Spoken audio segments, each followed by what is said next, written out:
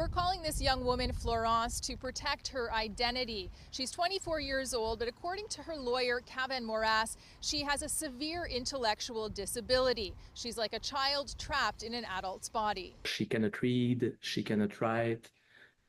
She has a hard time remembering her age sometimes.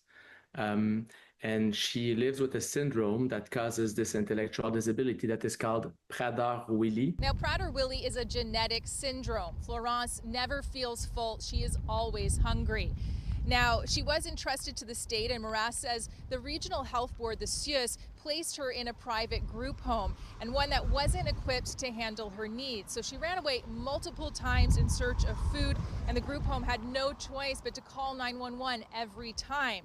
Now, in March, she was arrested after breaking into a neighbor's home. She was found in the kitchen eating candy. Now, Florence had to appear in court. Her lawyer says while it was recommended she be detained at the Pinel Psychiatric Institute, there wasn't enough room for her. So she was sent to a women's detention center in Laval. And her lawyer says she was placed in solitary confinement for her own safety for 8 days.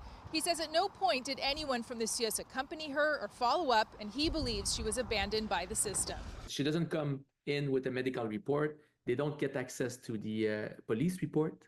So she arrives, they just have a name, and they don't know who she is at all. In a joint statement, Social Services Minister Lionel Carman and Public Security Minister François Bonnardel called the story shocking and said they'd be looking into it. They also said if a judge orders someone to be jailed, Correctional Services has to comply. Liberal MNA Elizabeth Prass says there simply aren't enough resources tailored to people like Florence. Clearly, they need to rethink their priorities and invest in places where we know people who are in vulnerable situations won't fall through the cracks. Disabilities advocate Stephen Laperriere says Florence should never have ended up in jail. I cannot believe that someone along the way did not say that, and it's shameful.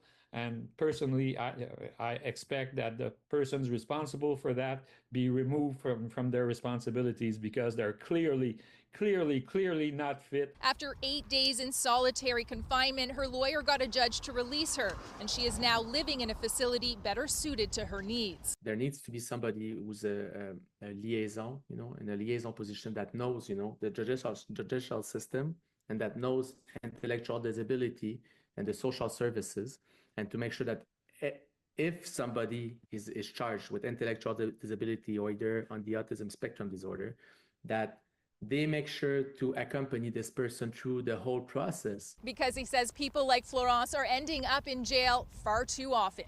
Angela McKenzie, CTV News, Laval.